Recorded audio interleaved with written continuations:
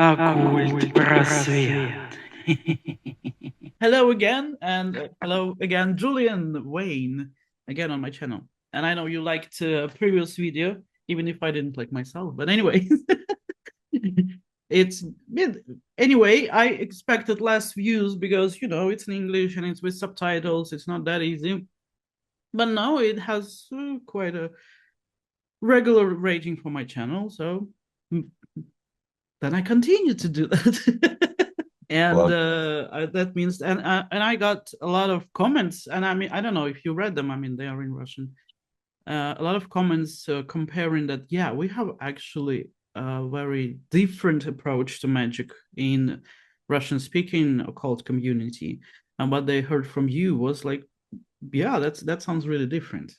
And sometimes people admitted differences where I probably got used to you specifically, and didn't register that kind of difference. But yeah, when they start to write their uh, reviews, opinions, like, yeah, that's true. There is difference in this point and in this point. So I found it useful to expand this knowledge. Let's say. So how are well, you doing today? I'm good. And Diana, thank you very much for inviting me back. And thank you to those people who put comments in response to uh, the first recording. I did use Google Translate, so I think I've got a bit of an idea about what was said. And there were a number of really kind and thoughtful things. And I think in our first conversation, I mean, I haven't really got a picture in my mind of Russian speaking occultism because I don't speak that fine language and I've yet to go to that place. But one of the kind of senses I got in the questions or in the comments rather on the previous recording was that maybe there was like a significant difference in style from some of Russian speaking occulture. And I understand perhaps where some of this comes from. There's an idea of occultism as a thing that is for dark, powerful, sinister elites. Okay, That this is about a kind of a personal, individualistic, uh, from where I come from, where I see that as a very much a kind of like, it's a kind of 20th century. It's like Nietzsche. It reaches its high form in the sense of kind of American extractivist, colonialist capitalism. This is about the individual and their relationship with, demons or spirits or God or whatever it happens to be. And I'm much more interested in many respects in how we work as communities and cultures. Because a human being, in my experience, and we are nothing on our own. We are nothing on our own. If a human infant doesn't get touched by a caregiver in the first year of its life, it will die. If a human infant doesn't get the transmission of language, which comes from other people and from its community, it will be unable to even construct its own thoughts. So the idea of the kind of the isolated, individualistic, magician, Satanist, Luciferian, Thelemite, whatever it happens to be, the idea of that individual, yes, there are kind of important ideas within that because there is a sense in which magic and occulture is about a personal exploration of the mystery of life rather than just absorbing a doctrine that's told to you or a story about the world that's told to you. There is an individualistic exploration. That's true. But that individualistic exploration for me has to happen as part of a broader kind of cultural story because we are cultural creatures. We are language using, symbol making creatures. And none of this makes any sense if we do this on our own. Реклама, мои маленькие сатанисты. В основе любой традиции западного оккультизма лежит работа с 4 стихиями. Поэтому магия стихий — это не просто про работу с 4 элементами. Это не просто про понимание значения огонь, воздух, земля, вода и так далее. Да? То есть это не про просто понимание природных сил. Это фундамент ритуальной магии. Это уже управление и доступ к природным силам через понимание символики, ритуалов, обрядов, осознание и коннект с глубинными первоначальными силами нашего мира. На этом курсе вы научитесь создавать себе элементальное орудие, делать большой ритуал пентаграммы и поймете, как адаптировать его под себя. Вы поймете, что такое пентаграмма и почему так важно работать с ней. Что такое самопосвящение, что такое посвящение как таковое, как феномен в оккультной традиции. Зачем нам нужны инициации. Как мы работаем с инициацией. И с помощью медитации, погружения в каждую стихию, последующие объединяющие медитации, вы получите возможность провести самопосвящение, получить свое первое магическое имя. Также, конечно, это работа с элементалями, пониманием, как взаимодействуют стихии, историческая справка, все на этом курсе есть. Если вам интересно, переходите по ссылке. Реклама. I was surprised to find out at university on developmental psychology that humans are learning to go to toilet from other people even. So, yeah. Yeah. You think about sort of, you know, the nature of human beings is that we transmit information in our DNA and in our epigenetics, but most of what we are, or we feel that we are anyway, is the transmission of our cultures and our languages and our stories. And that, I think, is really interesting to see. So that if you have an occultism, which is very much about the kind of separating the individual from an imagined herd of people or a group of people who are not as good, this kind of Julius Evola kind of style direction that it kind of goes into, I think that's unrealistic and unhelpful in a number of ways. Yeah, because I'm much more interested in empowering people to understand the techniques of, for example, changing awareness, so that they as communities can navigate the world more successfully, you know, like, and that brings us perhaps into this issue that we wanted to discuss today of psychedelics, psychoactives, you know, the mind medicines that people use to do this kind of stuff. Because Yes, I was going to say, because these substances, they're things that individuals take, but these individuals take them within a context, within a setting, and those things are the things that really control the direction of the experience. Yes, and yeah, today's topic. So now, I mean, now I decided that no, I'm really bad at following just questions from other people. I'd rather to just keep up the conversation, how it goes, and that's it. And today's topic is kind of psychedelics, magic, and science. And Julian Wayne and Nick Ward are, well, not just, okay, Nick Ward and other people, and then you, including you, are holding a breaking convention soon. Mm. And that's the place where all these three aspects meet, in my experience. They do, and in a really interesting way. So Breaking Convention is Europe's largest conference on psychedelic research, and it's been running since 2011. It's run at various universities, and it's now in 2023 and this year on the 17th, 18th, and 19th of April this month. It will be held at the University of Exeter. It's you're coming, hey, amazing. And the University of Exeter is a very interesting place. So the campus itself, the university environment, is a 19th century botanical garden into which the university has been built in the 1970s.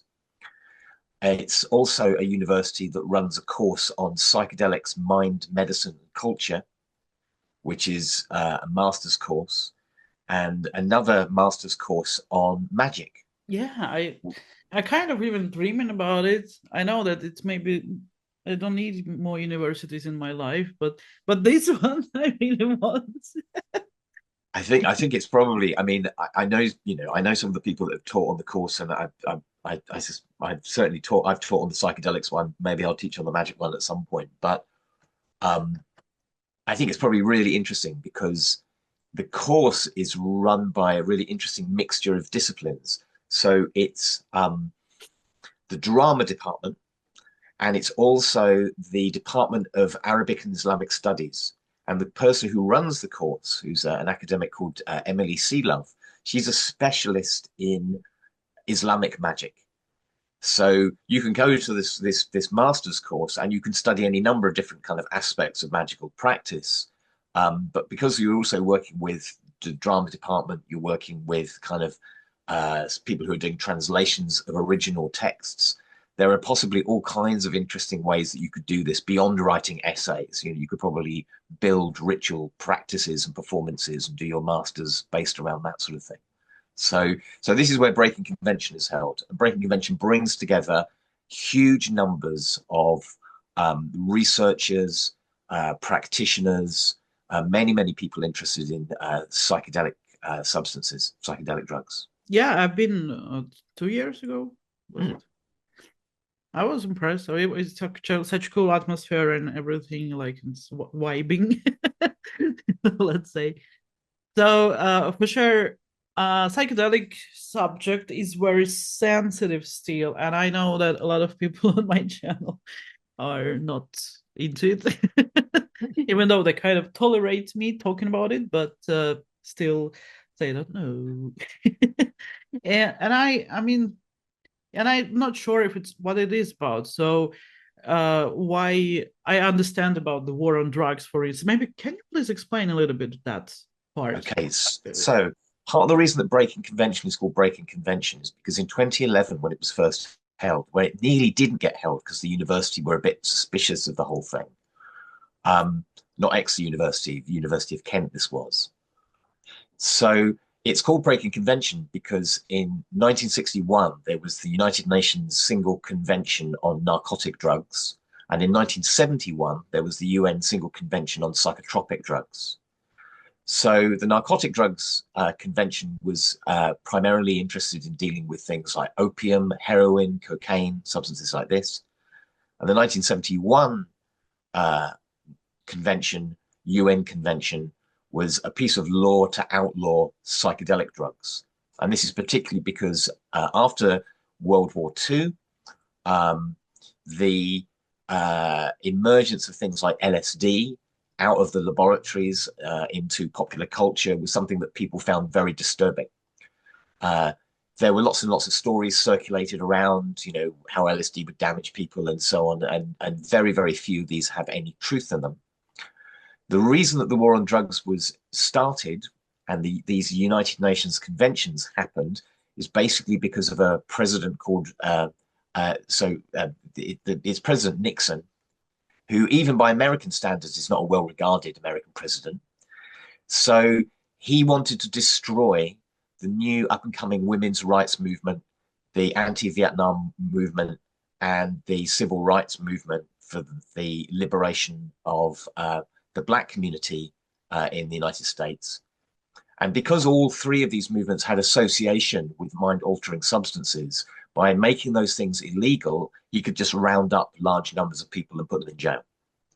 So even if you look now, you find that disproportionate numbers, for example, of people of color, Black people, are imprisoned for drugs which other people take, even though they're still criminalized. So there was a big kind of rejection of these things, but the rejection was basically initiated primarily by the American state for political reasons.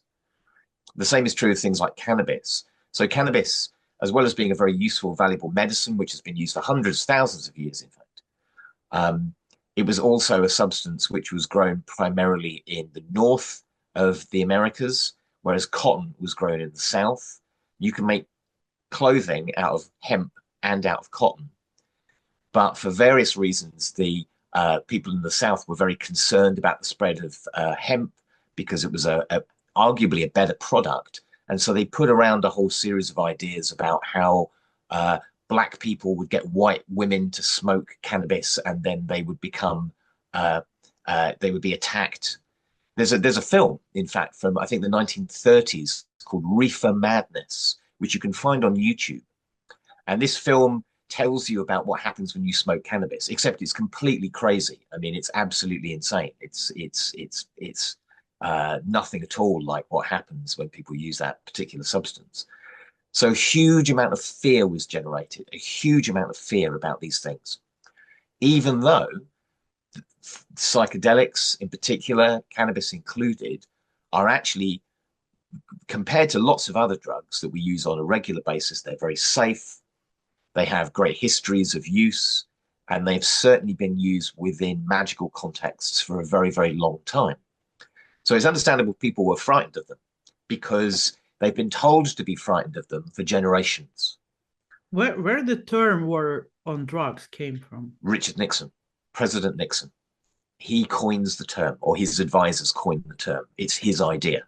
Okay. And of course, technically, it's a war on some people who take some drugs, you know, because tobacco, alcohol, tea, coffee, all of these basically stimulants that get you up and working in the morning, and then depressants that get you to shut up at the end of the night so you're not a problem to the state. Those things are totally fine. Everybody knows that there are drugs that you can use to wake you up and also drugs to put you to sleep. But drugs that actually change your mind in a way that allows you to see things in a new way, perhaps understandably, states in the 20th century from a variety of political and ideological positions have been frightened of these things and have made other people frightened of them so they don't go near them. Yeah, that's... I wonder what exactly has happened in Russia with that subject, because to be honest, I don't know.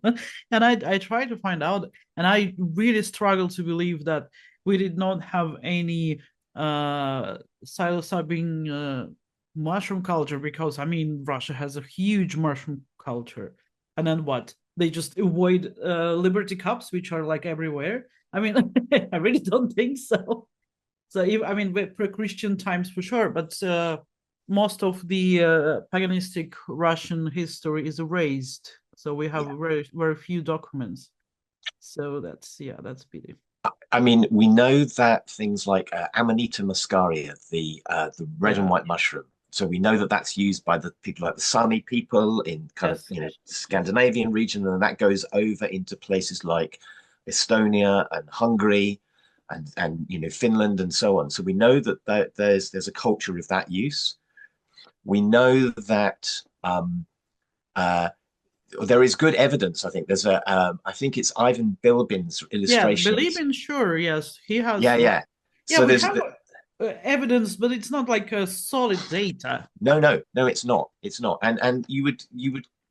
I mean, in a way, that's kind of not surprising, because a lot of the one thing about mushrooms in particular is they're not very good in the archaeological record. They tend to completely disappear. There are a few occasions that we find them associated with bodies and so on, but those people have had to die in frozen environments or whatever for those things to be preserved. And a lot of this stuff simply isn't written down, so we have no idea about it. One of the things that we do know is that Valentina Wasson, who was a pediatrician, Russian pediatrician, she was one of the critical people that led to the kind of rediscovery of psychedelic mushrooms in the 20th century. So people can go and read about her story if they're not familiar with it. But Valentina is a really important... In fact, when we have Breaking Convention, one of the rooms that we name in honor of Valentina Wasson, this Russian pediatrician who was involved in this kind of story. So, yes, we know that these mushrooms grow everywhere. We know that they're powerfully psychedelic. Could you please spell her last name? Wasson. Wasson, okay. Yeah. So Gordon Wasson was her husband. Yeah, wealthy. And Valentina was his wife. And in fact, Valentina at one point goes to have a ceremony with Maria Sabina, and who's the great sort of mushroom shaman curandera, who in Mexico, who the Watsons contact in the 1950s. And at one point, there's a ceremony where Maria Sabina is with her daughter, who I think is also called Maria, and Valentina, who's a pediatrician, a doctor of children, is there in the ceremony also with her daughter. She's like 18, 20 at this time, something like this. I think it's called Masha. And so you have this amazing situation in the 1950s where there's like a psychedelic ritual with these Russian heritage women and these Mexican or sort of indigenous kind of Mazatec heritage people having this ceremony. And this ceremony is one of the ceremonies and the stories that come from that really lead to things like breaking convention. Wow. That's true. It's true. Yeah, it's tricky history. There's also a little detail that which is interesting, which is that when LSD was invented or discovered in the 1940s in Switzerland, it was soon being used by the Americans and the British and so on. And they used it for various things. They were interested in it medically, but unfortunately, they were also interested in weaponizing it. So, could you use this drug to as a sort of truth drug or as a thing to incapacitate people on the battlefield? And the Sandoz laboratory, who was giving out this stuff because they didn't really know what to do with it, to various agencies, research agencies, military agencies, and so on, they weren't allowed to give this stuff to the East, to Russia and to the Soviet states. So there was work done. I think it might conceivably have been in what was Czechoslovakia or possibly Hungary. And there was some work done because the Soviets wanted a psychedelic to experiment with as well. And so one of the substances that was identified by Soviet scientists was DMT. And DMT, N-N-dimethyltryptamine, is an incredibly strong visionary psychedelic, which was then what they were able to use for their research. And DMT is also the substance that's found in the Amazon potion, ayahuasca.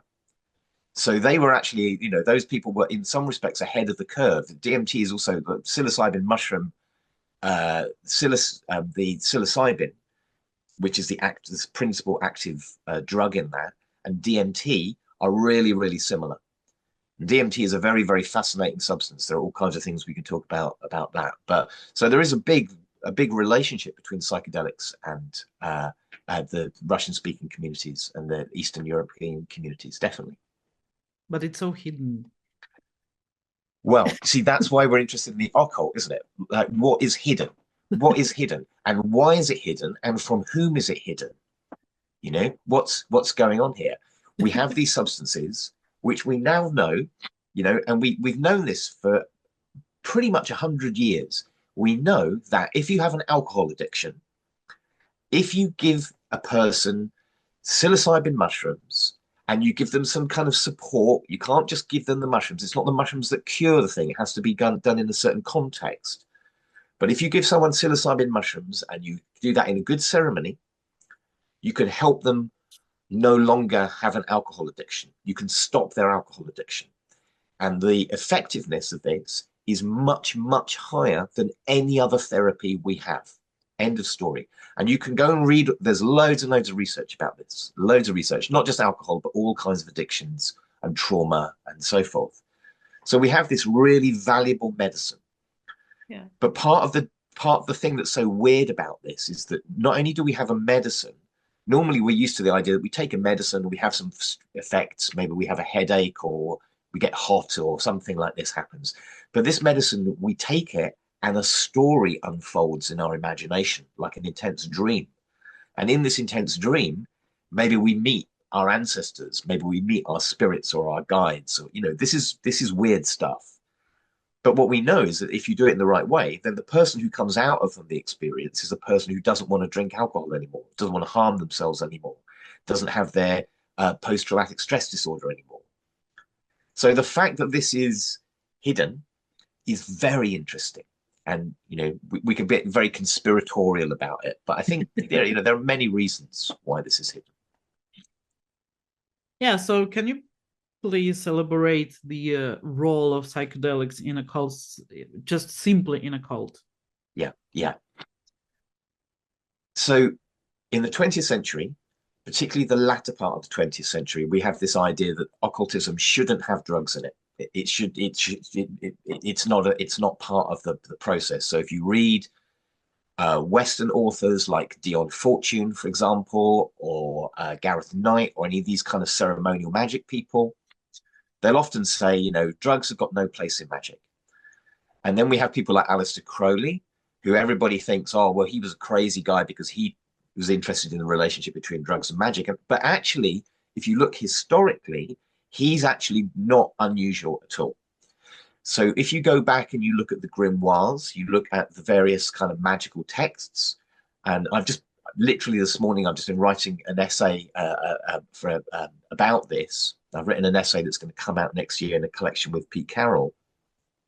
So I was looking back at that essay because I'm doing a talk on this subject. And if you look, you can see all the grimoires going back and back and back. We can see examples of psychedelic and psychoactive drugs being used in those practices. So we can see things that we would easily identify as drugs. So we can see substances like henbane, datura, mandrake, cannabis. We see these things being used very, very frequently. And we usually see them being used as incense or ointment. So normally what the grimoire will say is it'll say, here's how you summon a spirit. And when you summon this spirit, you're going to need some incense. And here's what you should put in the incense. Or here's where you're going to do some scrying. You're going to do some using a black mirror or a crystal ball. But before you do that, you need to make an ointment with all these things in it, and you need to put it on your skin. Okay, so we have this lineage, and this lineage is absolutely provable. It's historical. We can go back and look at the texts, and we can take it all the way back to a group of texts called the Greek magical papyri, which are, you know, from about the 2nd century BC to about the 4th century AD. So this is like really quite early stuff, and the grimoires are based on them. Yeah. And in those as well, we can find the use of mind-altering substances, because this is not a problem. This is, of course, why would you not do this? If you have a substance that can alter your awareness, and if magic and occultism involves altering awareness, of course, some of the time you would use these substances. You would also use substances that you and I might not think of as drugs. So if you take frankincense, for example, or myrrh, or storax, or cinnamon, we would not normally think of these things as drugs. However, if you take these substances and you combine them in certain combinations, and especially if you use them in closed rooms where you're doing a spirit invocation and you've got large quantities of this stuff coming into the atmosphere, they will undoubtedly have a psychedelic effect. Yeah, so frankincense, for example, commonly used as a church incense. Frankincense, particularly at high dose, has a mood lifting quality. It makes you happy, is what frankincense does. Yeah, and so if you're burning this, you are changing your state of awareness, even though it might only be very slight, and you might not even notice it. It might not be like the same as knocking back a few vodkas, but it is changing your state of awareness. And so magic has always used this stuff. Aleister Crowley is not unusual. He's actually he's more part of the lineage than someone like Dion Fortune, who's saying you should avoid these things by and large, although she's more thoughtful about that than perhaps just suggesting it's a bad plan. So yeah, it's very, very much part of the magical tradition. Yeah, I heard some speech of Danny Nemo about drugs in Bible, and also he was mentioning frankincense and yeah. There's quite a lot of, I mean, one of the interesting things that probably our ancestors knew a lot more about than we do, and also something that was undoubtedly not written down for a variety of obvious reasons, is the use of synergistic effect. So one of the things that we know is that we know that that sometimes you can have one substance on its own, which kind of maybe does something, but not very strong. And then another substance, maybe that does something, but again, not very strong. But if you combine the two, you get these powerful effects. So the obvious example of this is in the Amazon. They have a potion, a blend of two plants called ayahuasca. Ayahuasca is a powerful visionary psychedelic substance, but it's made from two plants. And if you take these two plants on their own, they won't do anything. Nothing happens. Nothing happens. You have to put them together. You have to cut them into small pieces. You have to brew them. You have to make a potion. You have to make a soup, essentially, from this stuff. Once you've made that, now you have a very, very powerful psychoactive psychedelic. But if you were to just eat the Banisteriopsis capi, the vine, it'll do very little. Maybe you'll feel a little bit drunk. That's about all it'll do. If you eat the chacruna, the Psychotria viridis, the leaf that it's made of, that won't do anything. Nothing at all. And actually, it's that has the most active drug in it. But it's only by creating the combination of the two that it has an effect in the body with an enzyme that we have in our body. And the two things come together and they change consciousness. So it's quite likely that our ancestors, including those people who are working in the grimoire tradition, they would have known various combinations that work really well. So there's a plant called wormwood, Artemisia. Artemisia contains an alkaloid called thujone. Thujone is an alkaloid that probably has a synergistic effect with cannabis. So if you put these, sorry, I don't know this word. I'll write you a reference. So this particular substance, which only has a small amount of activity, if you add it to cannabis, the cannabis becomes really powerful. Yeah. So some of this information is probably hidden in the language of alchemy. So we know that when, if you go and look at an alchemical text, wherever that's from, a lot of it is really obscure. Like nobody really knows what a lot of these substances are. But there are some interesting suggestions from scholars that some of these substances are psychoactive substances. So, for example, in alchemy, there's quite a lot of writing that happens in a number of texts about what's called the blood of the green lion. And the suggestion is the blood of the green lion is cannabis. So hidden within these texts and also lost to us from the oral tradition, which is where if you think about a recipe that, you've been told by your mother, like maybe it gets written down, maybe it never gets written down, maybe it just like gets told down the family. Oh, you take this and you take this and you take this and you mix it up together and it gives you this lovely thing. So those combinations are in there as well. There's a lot more understanding of the pharmacology of these altered states of consciousness than I think we often give credit to. Again, with the thing I've been writing about a female occultist, I think British, writing in the early 19th century, and she writes about the Blue Nile lotus or lily. So that beautiful blue flower that you see in all the ancient Egyptian artwork. Now that flower is psychoactive. That flower, if you take it and you can either smoke it or you can mix it in beer or wine and drink it, and that will change your state of awareness, guaranteed. But nobody knew that was psychoactive. Nobody had any idea that was psychoactive up until the 1980s. But I can show you a female occultist writing in the early part of the 1800s saying, this is a psychoactive substance. So there is hidden information there, or there was hidden information, and we're rediscovering that now. Реклама, мои маленькие сатанисты. 21-28 сентября этого года я поджидаю вас в Сербии.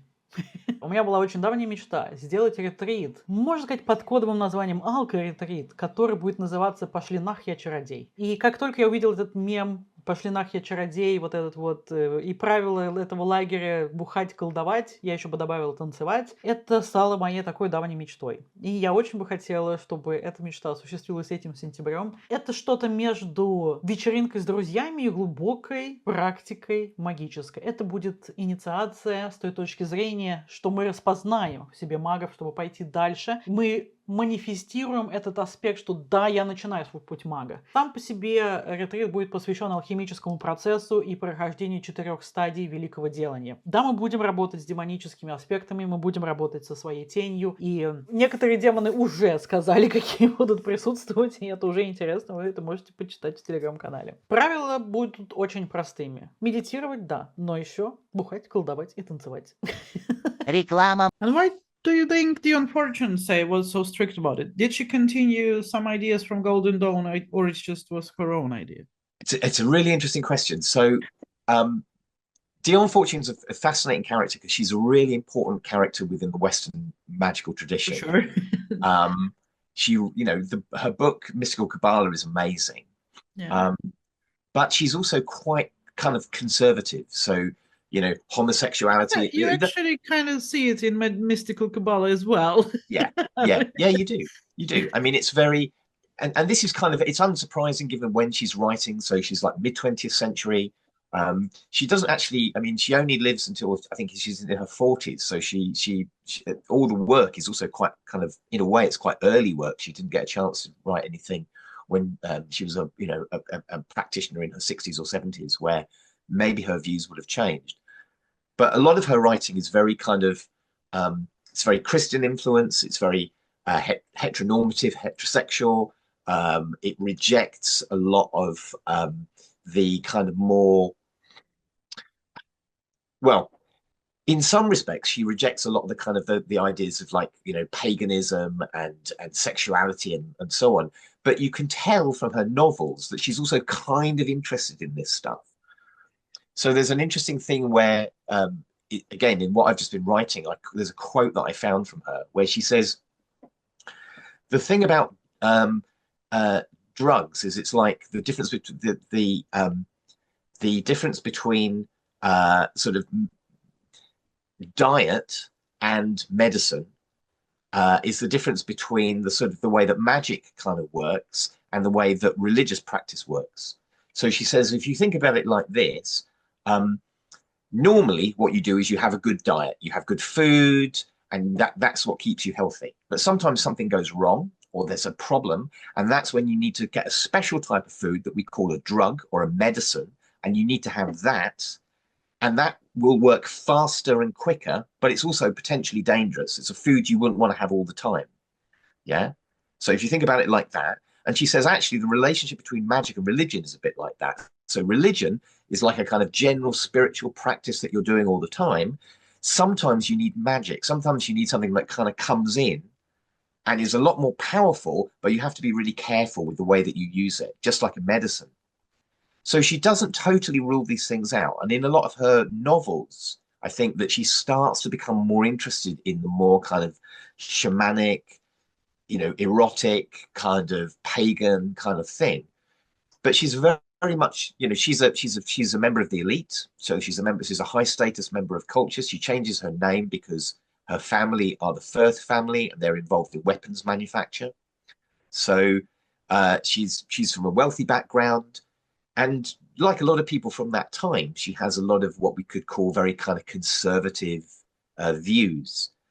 I suspect had she lived longer, her views might have modified. She might have got a different story about that. Even Aleister Crowley, I think maybe she even says this in Mystical Kabbalah. She says, look, I know the guy is really difficult, but he does have some good things to say.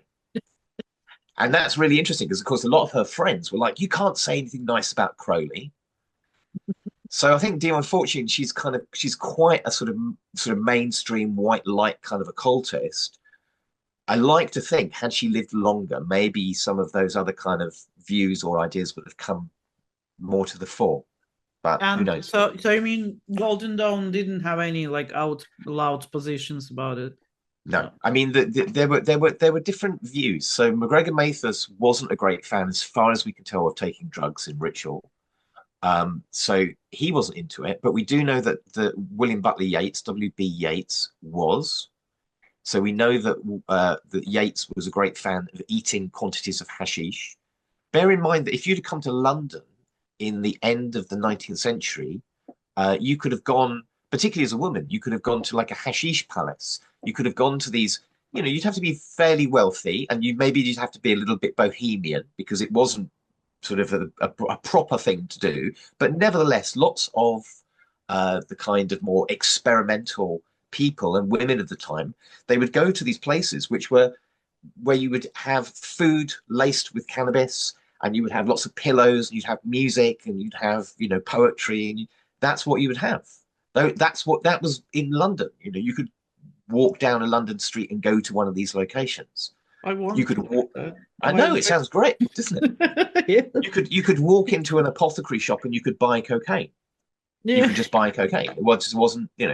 So people like the Golden Dawn, many of the members of the Golden Dawn were definitely using psychedelics. We know that Yeats was using it because we have the first record of someone taking mescaline, taking peyote, this psychedelic cactus, in London in 1898. And in his description of his experience, he says about how he'd given a friend of his who was a poet some of this stuff, and how his friend didn't really like it. He much preferred eating hashish. The friend that he's referring to is William Butler Yeats, who becomes the head of the Hermetic Order of the Golden Dawn. So if the head of the Golden Dawn is a great fan for eating hashish, I think we could say that it wasn't at least considered totally beyond the pale. It wasn't something that you would absolutely exclude. There were definitely people who were uncertain about it, not sure about it, and people for whom perhaps they just didn't like it, and that's fine.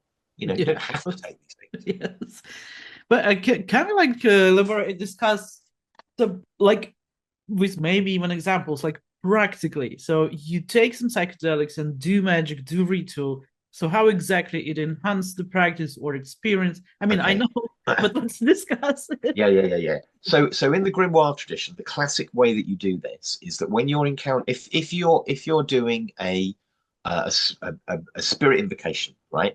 So you would have, let's imagine that you're sitting inside a magic circle, and that you've made a triangle outside the circle, and the spirit is going to appear in the triangle. That's what so classic kind of ceremonial magic, maybe with demonic invocation. The way that you would go about doing this is that you would do the practice, but you would also fill the room up with mind-altering smoke.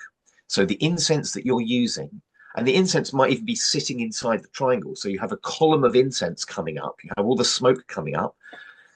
It contains a mind-altering substance, and you're doing the ritual, and you're connecting with whatever this spirit is. And that means it's very likely that you'll see the spirit in the smoke. Yeah. And I'll tell you a good example, actually. If you go to the Goetia and you look at some of the spirits, you and I know that there are a number of spirits which when they turn up, they speak with a hoarse voice, right? They speak with a voice that's like this. They're very, right.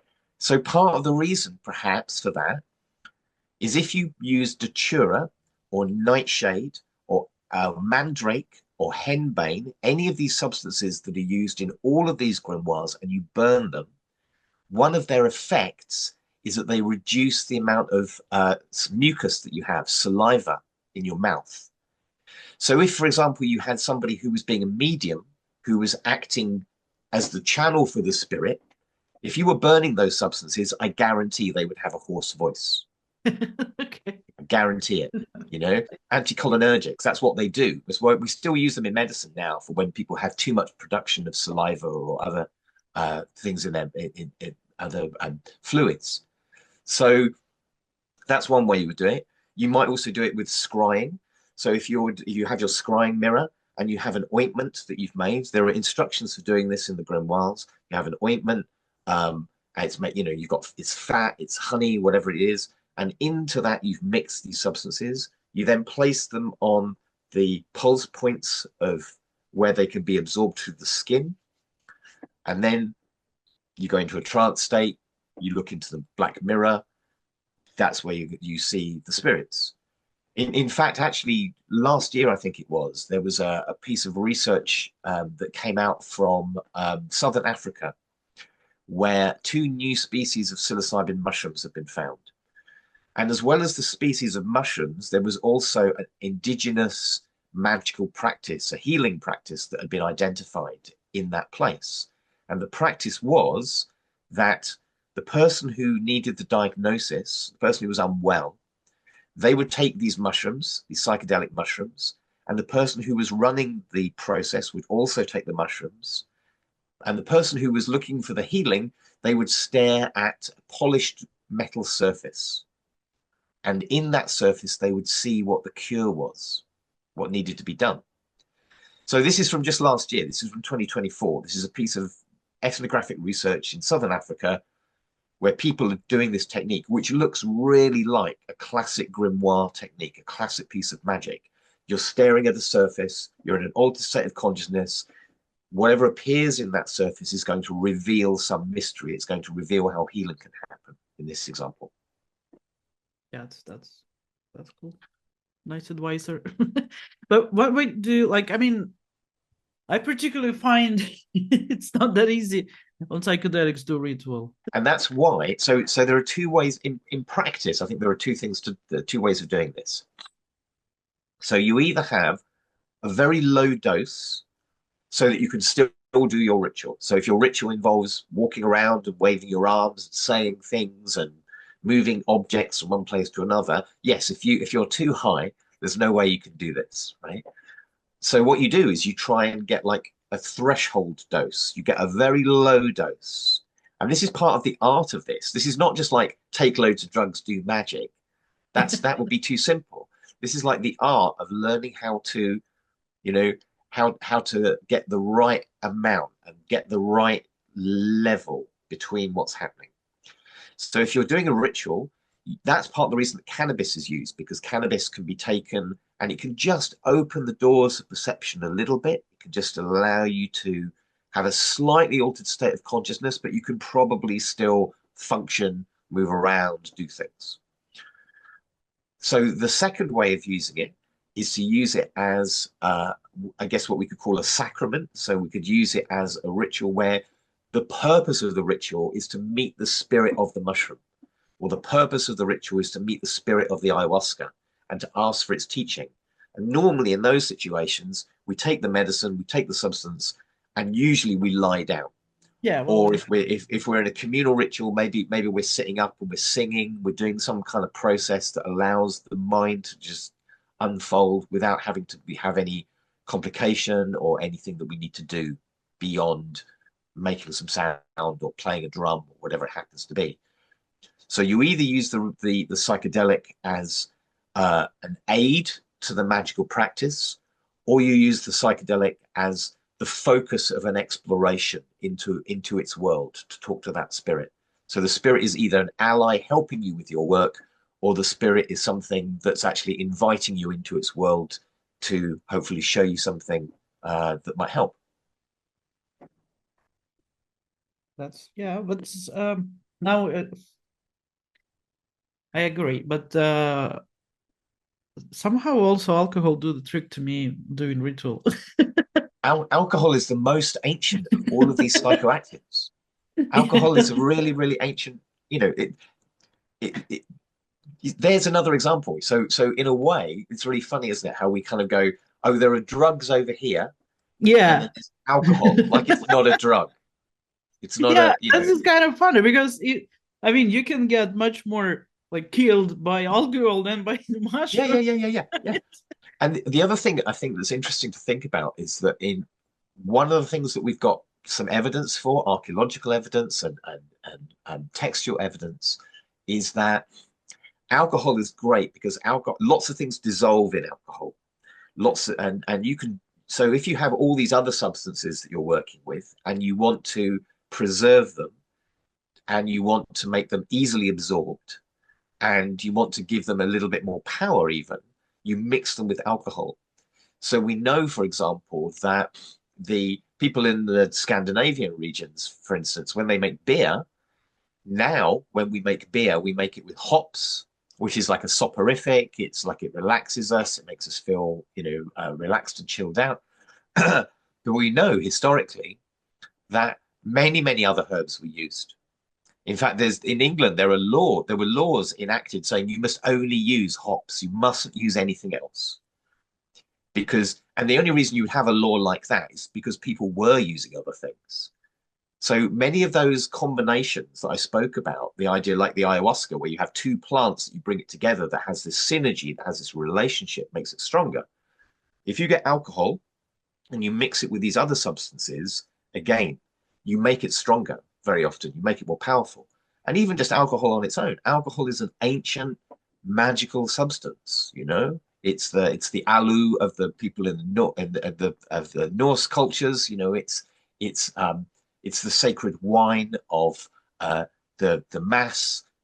It is a sacred substance. It is a mind-altering substance as well.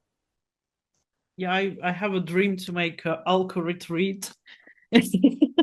I don't know if I will collect people, but I want to return this sacral meaning in to alcohol in a magical not just like a religious, but in a magical context. And because there's so much stigma around it, like if you're a magician, you're not allowed to drink, to take drugs, to whatever. You have to be this, strong willpower, and just that's it.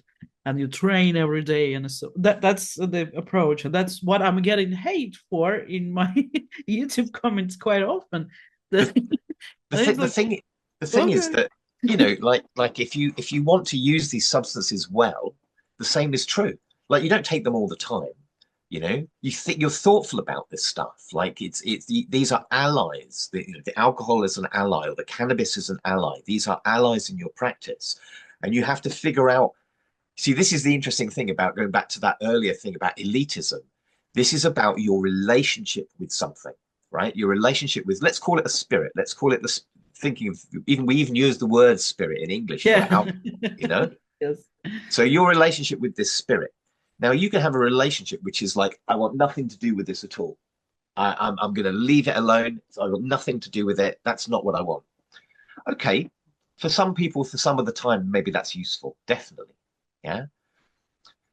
But you live in a world where this spirit lives, right? And that spirit may even have things that it might be able to tell you. There may be a good alliance, a good relationship that can be formed with that. And working with that relationship, I would say that is in some respects something that has more possibility in it, and maybe more power in it, than just saying, I want nothing to do with it. I don't want this stuff. I'm not interested, partly because you also have to understand that you have a relationship with these other substances, because soon enough you will be in hospital. Soon enough you will be on your deathbed being full of painkillers. These substances are out there in the world, and they are part of the tradition. One of the reasons that people tell me that as a magician, my consciousness have to stay pure, and on the astral plane, they can see the traces of that spirit and so on. And it's like, I also eat mushrooms like a food. I mean, they probably might live. I mean, we live in a world which is connected by mycelium. So, like, yeah, of course, I will have traces of any kind of mushrooms in my whatever plane, physical, astral, psychological. So I'm just going to say, I wonder about this idea of purity, right? So when I hear that, I don't, again, it's not a bad thing necessarily, but I get concerned because it makes me think about the kind of, it's very patriarchal. It's very transcendental. It's not about the world. It's not about, it's like, all of that stuff, I can find all of that language about purity in a lot of the very oppressive doctrines of some forms of mainstream religion. And it's not messy. It's like it's like the difference between male and female bodies, right? So historically, one of the reasons that women have been considered to be not as good as men is because they're just too messy, aren't they? They're always like bleeding and having babies and having milk come out of them. They're all this kind of, they're not pure. Yeah. That idea of purity in my head, that's a kind of patriarchal elitism, old aeon nonsense, which is also completely untrue. It's absolutely verifiably untrue. Because what do you mean by this purity? So would you be more pure if you stopped using your language because that came to you from somewhere else? Would you be more pure if you took if you stopped eating? Because every time you eat, all the bacteria in your stomach like, are you in charge of those bacteria? I'm not entirely sure you are. Depending on the collection of bacteria, that will influence your mood. Yeah. So where is this idea of this purity, this idea of like this separation from the world? My friend, you are embedded in the world. You are in this. So what you have to do, in my opinion, is you have to figure out what your relationships are going to be with the world and how you can come into good relationship with these spirits, including the alcohol spirit, if that's a relationship you have, the spirits of the other people around you, the spirits of the landscape. You know, if you want to be pure, probably the best thing you could do is to strap yourself onto a rocket and fire yourself into space. You know, get out of the whole messy business of being a human. Nonsense. And still there, you will not be able to be exactly. It's like what you know, what are you even talking about? What are you even talking about? I mean, I understand that you know, there are many good ideas within this. When we do magic, one of the things we do is banishing rituals. We cleanse the space, we empty things, we kind of get into, but that's also about coming into good relationship with things, you know? It's about coming into powerful relationship with things, rather than just imagining in a solipsistic kind of way that it's all just about us. Yeah. So it's a little bit what we were starting our discussion in the beginning about this solitary versus society and connections. And yeah, so for me, it's also like you don't, to keep yourself pure, supercharged, sportive, whatever. No, you can do that, but just to not make it like as the only right way to do something. Yeah. Yeah. And especially magic, when, in my opinion, in magic, it's all about fusion, like all this connection, and you explore the thing where the things are interconnected. And I don't mind stains of mushroom on my astral plane. That's not very fine to me. There are plenty of, that's my history. There are plenty of traces of my activity in astral plane as well, and in physical world, and whatever world. And that's just what makes me, and what helps me to connect things, make my gnosis, and give it to the world. If we say as above, so below, if we say that everything in the universe is intimately connected with everything else, if we say that our project is to explore the thing that we don't yet know, the thing that is the mystery, the thing that is the occult, if we say any of those things, all of the things we've just said are about the nature of relationships between what we identify as self and what we identify as as other things within the world, you know?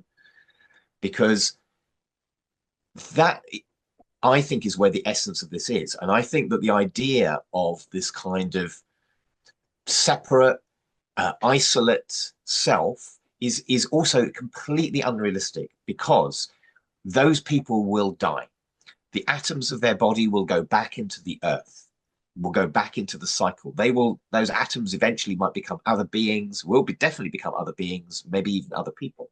Now, those people might tell you, well, it doesn't really matter about that because my astral consciousness will persist forever. That sounds awfully like heaven. And I'd like to see your evidence, please. I'd like to see your evidence for that claim. You can tell me any number of things, but unless you can actually show me something useful, then I don't believe you. Whereas with these substances and good relationship with them, I can definitely show you how these substances can help people explore new parts of themselves so they can transform themselves and no longer be addicted to alcohol or anything else, or have their obsessive compulsive disorder, or have their post-traumatic stress disorder. And you can be as isolated as you like. But unless you can show me a power that's like that, I'm not interested. Реклама, мои маленькие Сатанисты. Здесь все более интимно, здесь будет все про мой опыт, мои практики, мои общения с божествами, то, как я продвигаюсь в развитии своем магическом непосредственно, конечно, в первую очередь. Как это все интегрируется в мою жизнь. И если хотите, как развивается мой миф. Я хочу делиться своим опытом, без цензуры, без купюр, насколько это возможно. Здесь зависит от моего настроения, можно и карты порой вытянуть, и ченнелинг может случиться, или что-то мне такое интересное приснилось, что коррелирует с очень каким-то важным магическим ивентом или событием. То есть все здесь. Я буду щедро делиться своими практиками по медитации, как я вхожу в пространство. Здесь будет много знаний. Я буду публиковать свои какие-то дневники, отчеты о работе. Это также еще и способ монетизации, который позволит мне освободить определенный ресурс, чтобы я могла сосредоточиться на делании, собственно, и бесплатного контента, и платного контента. Так что, если вам нравится то, что я делаю, я очень рада, что вы решили меня поддержать таким образом, и что вам интересно, что происходит со мной за пределами определенных фильтров. реклама. Yes, it opens up a little bit different discussion. Maybe we don't dive there, but it's quite often people ask me, and not like what I think is beyond the death point. They sound quite often like, what is there? Like I have to know if I'm magician. Like whatever. I mean, why do I care that I have my ideas about it, of course, but I never thought that this something would really occupy my thoughts all the time when I'm here, where it's so many things to explore and experience and everything. Why would I bother too much to base my lifestyle on something which is possibly there or maybe not? I don't know. It's especially when we've had a whole bunch of religious traditions, which, I mean, you know, and I don't have a problem with many forms of Christianity. There are many great things within that tradition, right? But there are some things I think are really, really unpleasant and I don't like. And one thing that I think is unpleasant is the way that the idea that whatever is going to happen to you after you live, that is a mechanism for controlling how you live. Okay, so the idea being that, well, unless you listen to what the patriarch says, or unless you listen to what the Pope says, or unless you do what your priest says, you will not get to live forever in heaven. Okay, so the thing about that is that, I mean, who knows? Maybe it's right, but it does sound awfully like a mechanism for social control. Yeah. That's what that really sounds like. And I'm really interested in death. I'm really interested in the fact that death exists. I'm not that interested in what comes after it. I think, I suspect that in the same way that I don't remember what happened before I was born, maybe it's a bit like that, but I don't know. I'm interested in the experience of it, partly because if we've got plenty of interesting research, particularly in the last few years, about what happens when a brain dies. And there is certainly something that is similar to some of the experiences that perhaps we encounter when we take psychedelics. So maybe at the very least, it might be these experiences that we could have from taking a mushroom is like a rebirth. It's like a restarting. That's why people can change themselves in such big healing ways. Maybe there's a relationship between that and dying, the experience of dying. I don't know what's going to happen afterwards, but I do know that I will have the experience of dying. That is absolutely certain. So, the idea of just saying, well, you have to do this thing in order that you can sort of live forever. That sounds like the old story to me. Yeah, and especially if the end is being in heaven, that sounds terrific. It's like horrible. It's frightening. You just did a final point of internal bliss, and it's like that sounds horribly boring and. Yeah, I don't want that kind of end. It's just bad. But no development, nothing, no movement. You just at one point listening to some shitty music, probably. No. I mean, the thing is that we don't know what's going to go on, right? But what we do know is that we're here and now. Yeah, we do know that we're here and now. So what do we want? So for me, I want to find. I want to explore what it means to be a human. I want to understand how come I'm in this strange world and the fascination, the delight that can give me. I want to understand my relationship with all the things that I find myself in the world with, the other people, the mountains, the sky, the plants, the animals. That's what I want to understand. Yeah, this is very important focus. your relation to something, which I'm always trying to like emphasize, that this is the only thing what is important for me, my relation with something outside of me. And I'm not sure if I'm succeeding though, but I'm trying. That's at least let's see if it will happen. But anyway, yeah, I mean it's and I probably should also create some kind of a videos about that. I get to put the focus that's why I emphasize my personal know this is what is the most important thing for me. It doesn't matter if they still know this Belial is not like that. He's definitely different. That's fine. This is your relationship to Belial. And that's okay. And my relationship is this, which developing me, giving me results, leading me somewhere where I want to be. And I'm actually eventually getting there and I get my results. So why would I bother that it's not true? And that's for me constant discussion around it. I mean, we there are many things that there are many forms of truth, many ideas about what that might be. You know, you take a psychedelic experience and you have these, you know, you meet with your ancestors and gods and guides and blah, blah. And you could say, well, this is a bit like a dream, right? Now, a dream is generally, unless we have a lucid dream, we generally don't call dreams until we've woken up. When we are in the experience, we are in the experience. And so as magical practitioners, what I think we do is we kind of bracket, we sort of separate this idea about the reality of something, and we're more interested in the subjective experience. We're more interested in, well, what is my relationship with this demon that I understand? What is my relationship with this spirit? What is my relationship with this thing? When we've had those experiences, then we might kind of explore them in a lot of different ways. We might look at them psychologically. We might look at them in terms of like, particular spirit models or different ideologies or different views. But what we have to, what we privilege, what we think is most significant is the technique that allows us to have these experiences, right? So it's about, magic is about, here is a technique. Maybe it involves breathing, maybe it involves moving your hands, maybe it involves eating mushrooms, whatever it is. Here's the technique. That I can give you the technique, right? And I can give you the technique without giving you the answer to what the technique will lead to. Because it's up to you to practice that technique, and then you will find what your answer is. And you will also find that your answer will change over time.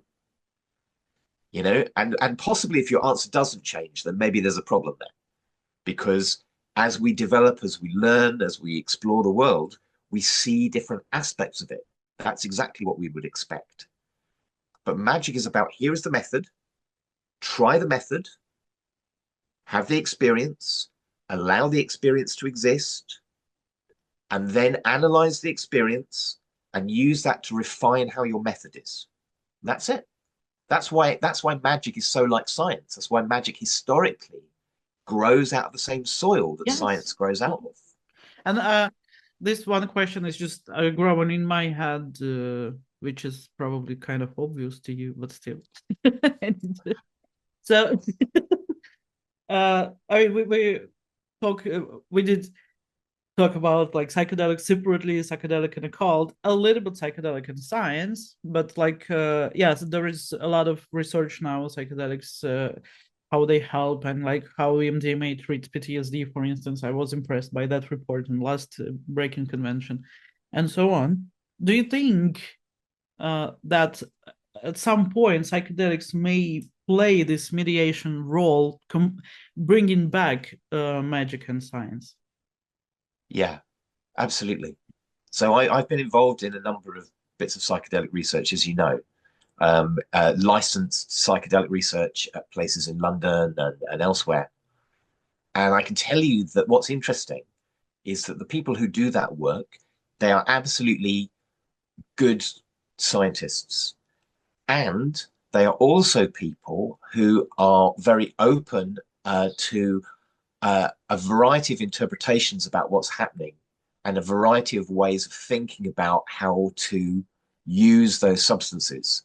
So, for example, one of the big research labs in the United States, they asked me to write the ritual process that they were using when they gave people the psilocybin, they gave the mushrooms, because they know that the set and the setting, the environment in which we take the drug is as important as the drug itself.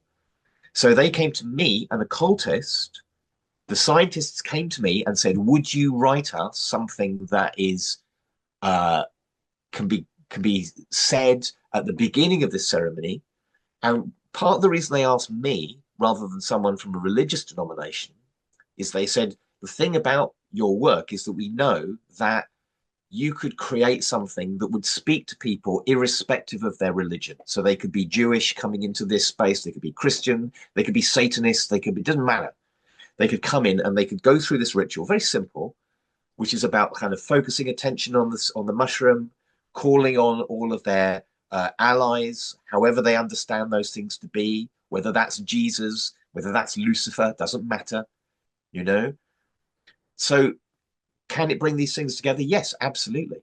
Partly because these are, you know, these are powerful subjective experiences. Yes. These are experiences that happen in our minds and in our imaginations. And so the science will get us so far in terms of analyzing what's going on, but we have to keep the subjective experience as really important, because that's what these things do, you know? Yes, exactly. That's what I meant. Like, yeah, so psychedelics open doors to subjective experience, which is evidently influencing people's life, and the scientists cannot ignore it or shouldn't. And yeah, this is like a huge field of, but I still believe that there is like scientific stigma there. So I don't think it's that easy to get grants and so on. No. Like science prestige, which can be damaged by that. Yeah, I mean, but that loops back to our conversation about the war on drugs, or the war on some people who take some drugs, because the only reason that it's difficult for people to get licenses to do this research is because they have been told over many generations, or the people who the governments who give out these licenses have been told over many generations, these are incredibly dangerous substances. You must go, they'll do terrible things, you know.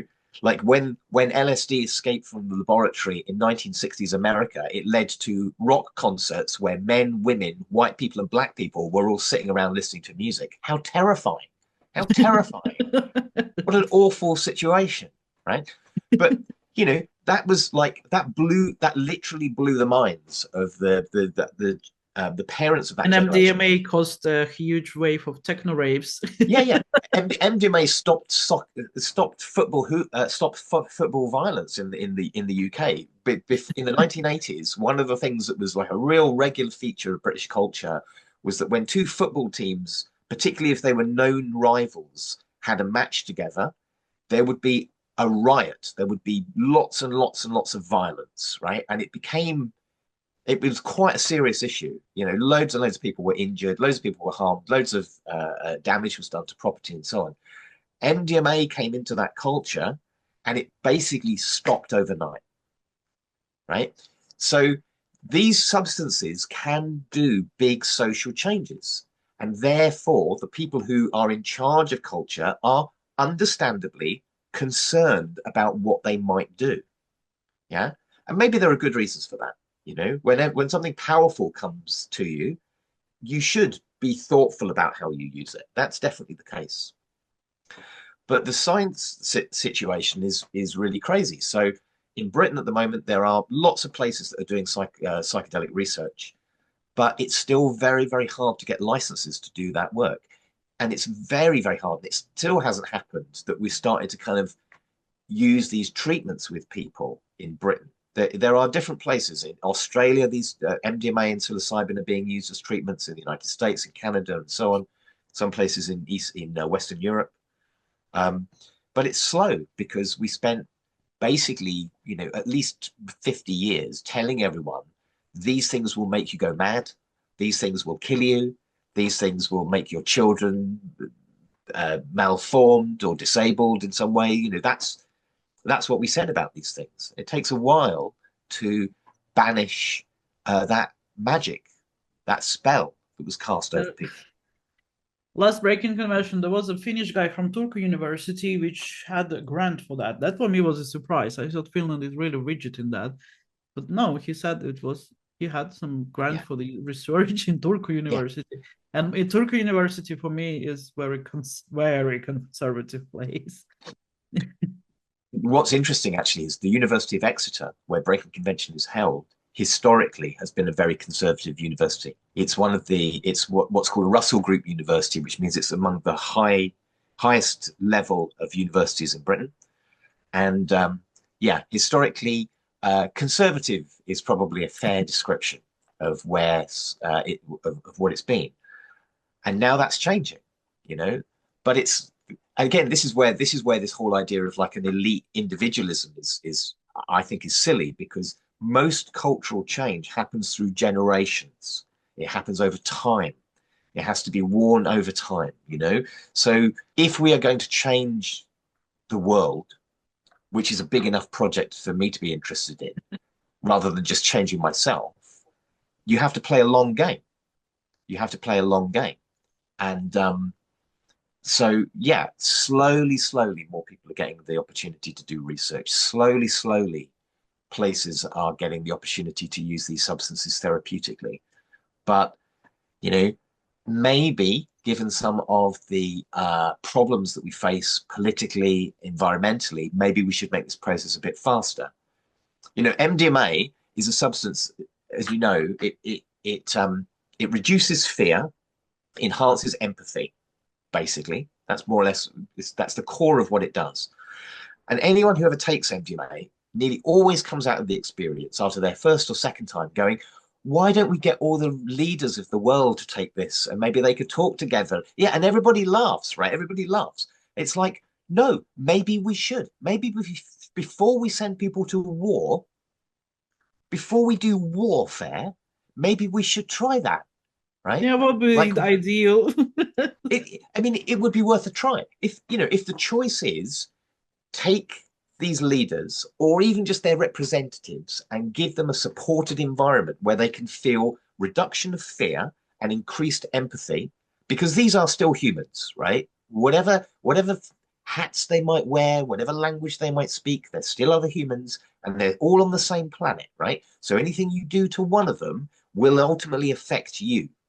Yeah, that's obvious. That's absolutely the case, So before we actually go to war, maybe we should have rules that say you have to have done this process first to see if you could find common ground and some way of negotiating before you kill hundreds of thousands of people. It's worth a try, isn't it? It's worth a try.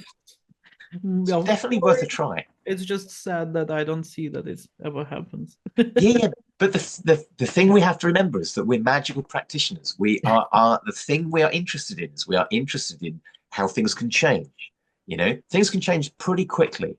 Like the war on drugs, which started in the 1960s. That was a big change. There were laws beforehand, but that was a big historical change. And these things can change, sometimes they take time. Sometimes they take generations. That's undoubtedly the case. But what are we going to do? Are we going to kind of go, well, there's nothing we can do? We're just like, let society get on with it. Let culture get on with it. I have children. I have friends. I have, who knows? Maybe if I get reincarnated, I'll just end up back here anyhow. So however it works, I think that we have to do whatever we can. Yes, I agree. Do you know this theory of Lev Gumilyov about there was a guy in Russia, Lev Gumilyov. He was actually a poet, I think, writer. But he made a book. I don't know how do you translate it. Ethnogenesis and Biosphere of Earth. Okay. Yeah. So, have you heard of that book? He's on the periphery of my consciousness. Tell me more. So his main theory is that how the actually people go around the Earth. So there is like 10% of population of certain ethnic group, which he called passioners. I don't know, in Russian it's passionari, so it's like kind of passionary. So the one who is this 10%, they think that something needed to be changed, or they start to this movement. They go to another land or like create something, and then that spreads to the whole population. So the whole population then move to that place what they've been led to, and so on. So that's how the earth was like moved around, all these people, different ethnical group and culture and so on. So yeah, there always should be this 10% of population by his theory, which will lead the rest of population. So why not?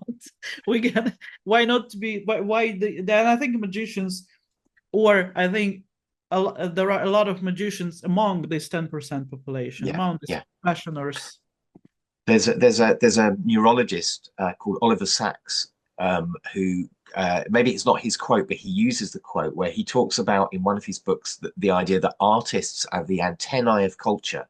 So artists are like the antennae of an insect. They help find its way, right? And there's a big relationship between art and magic, and that's well established. So what these people are doing, maybe there's 10%, who knows how many, but these people, or maybe it's like a capacity that everybody has that they can, some of the time they can do this transformative ability. It's about trying to find your way forward. And if you, going back to that earlier point, if you see magic as purely about you as an isolate, or to use the American language, a sovereign individual, the problem with that is that you live in a society, you live in a culture, you know, and even if you believe that you're going to be reincarnated, or you're going to live forever or whatever, there will be other other individuals who think of themselves as sovereign and isolated in the future, right? So how are you going to make your magic something that's really deeply transformative? Because you can have this fantasy about purely acting on yourself, but there is no boundary, not really, between you and the others, right? There's no real boundary. That's why you have a language. That's why you have a way that you speak, which is shared by a whole bunch of people that you're living with. You know, that's why you're eating, and that's why you're, excreting. That's why you're breathing in and breathing out. You are absolutely connected to the world that you live in. So if you're a magical practitioner, if you're an artist, one of the things that invites you to do is to use those techniques to find how the world might be. And how would we like the world to be? I mean, I can imagine some stuff that would be nice. I'm sure that everybody who's listening to this could imagine some things that they think would be a good plan. But that project of transforming the world, that is the great work. You know, the great work is not sitting in your individual little house reading translations of the work of Aleister Crowley, or whatever you happen to be up to. I mean, I don't know. That sounds like a perfectly good thing for an adolescent teenager. Yes, maybe for a while. Yeah, a bit harsh. It's true. You know, and it's an invitation to make your magic bigger, right? To make your magic really big, make it really big, make it like, grand, make it magic that's kind of transformative for not just you, but your affinity group, your family, your culture, your species. Yes. That's my reaction is just like I'm really trying to expand myself into that sometimes I feel that as an occultist, or like, I don't know, at least what I represent on my media channels and so on, I'm expected more to give this into this work like adolescent, to create, books like instructions how to work with demons and so on, these kind of things, or like to make this a book or this kind of a works like that. But because I feel it like opposite, expand, like with your experience share. Like, you can write books, of course, but like just on something what I'm interested in, something we can change perspective, make it a little bit more free, less rigid. So this is idea, rather than just make some instructions and like I understood how it actually works. Here you are, go do this, and that's what I feel like I'm expected to do that, and I'm not going to. It's really interesting you say that, because I think that for me, when I read books about magic, there's several things that I like. First thing I like it when people tell me stories of their practice, right? That's great. That's really interesting, because like when people tell me stories of anything, places they've been or experiences they've had, I can learn from those experiences, and maybe there are things that are like my experience, maybe there are things that are very different. I can learn from that. I also quite like it when people give me a technique but encourage me to find my way to do the technique, right? So if I have a book that's a magic book that has a list of, this is how you do it, what I really want is I want that book to kind of come to the next level, which is also about encouraging me to find my way to do it. So in the same way that if I have a cookbook and I have a recipe for this is how you make bread, this is how you make soup, whatever it is, that's fine.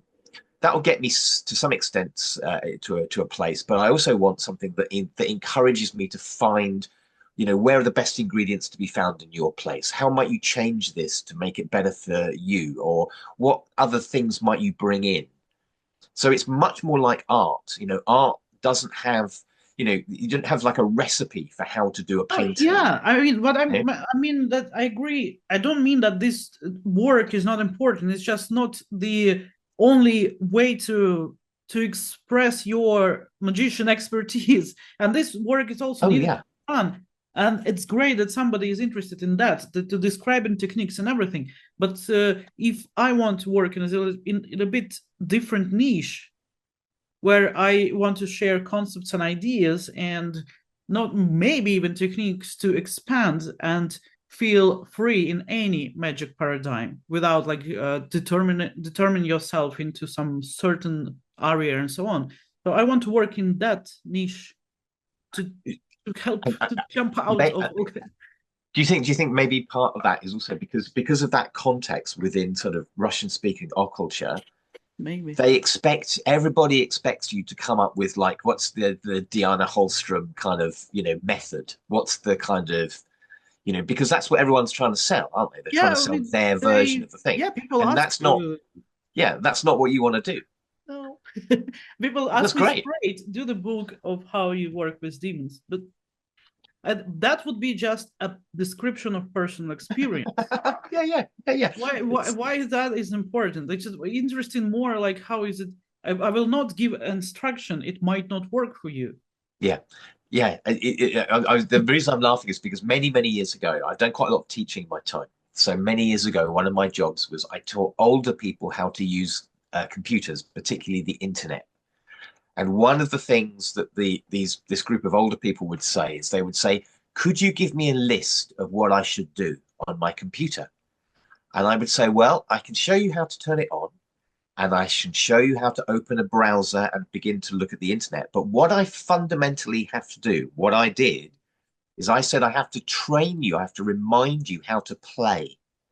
I have to remind you how to experiment for yourself, because I can't give you a list of how to do stuff on your computer, because there are so many possibilities. Yeah. But what I can do is I can give you the basics about like how to get access, and then I need to encourage you to explore and to maybe advise you as you go through that exploration process. That's what I do. I do courses, and I plan to do courses and maybe books of how to, if you're interested in specifically my way of working with deities. So the only thing I can like kind of instruct is like how to enhance your channeling possibilities, mediumism, and so on. But that doesn't mean that it's particularly for demons. It's for anything. It's just a tool which I use for demons because I'm interested in them. But you can be interested in mushrooms, or I don't know, the Easter bunnies, and channel them. I can show you how to turn the computer on. I can show you how to open the browser. Where you go is up to you. What you find is going to be determined by what you type into the search engine. So and I can tell you the story about what I did. Maybe that will help you. Yeah, exactly. I can tell the story what I did. Yeah, and that's it. but I think that's really interesting. That again, it goes to that thing about like maybe even the notions of elitism, but also a really what feels to me like a very simplistic view of magic. It's just like, well, if you just give me the list of what I should do, then I'll just do the list and then I'll get what I need. It's like, no, guy, it's not like that. It's like if someone came to you and said, oh, could you give me a list of how I should interact with people? Exactly. What do you mean? Well, I mean, okay, I can start by saying try and establish the same language if that's possible. Try and establish like mutual respect if that's possible. That's exactly the example I'm gonna use now, always. Like, what do you mean? Give me a list of how to interact with people. It depends on who it is and where I am and many, many, many factors. It would be completely useless. And in fact, it would be worse than useless because I would have my list of how I'm supposed to interact with people. And then I would try to do it and it wouldn't work. Of course it wouldn't work. So, yeah. Exactly. Some passion discussion suddenly. But I love it. Well, I think we should wrap it up somehow. Even though I can continue to talk with you forever, but I know you have your schedule full with things, as I do. Thank you very much for inviting me again. I really appreciate it.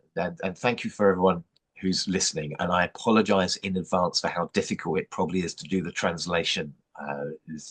No, the translation is done by AI, but I think from Russian to English would be much easier because Russian has gender depending ending of words, and AI do not catch it.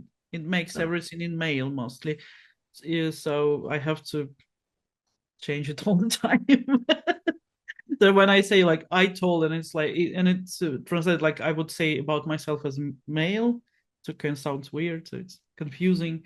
So why does it do that? Why is the default male? Maybe that goes back to that thing about like the difference between, men are pure, women are like it's all confusing and weird. Because AI is based and trained on everything what is outside there. So yes.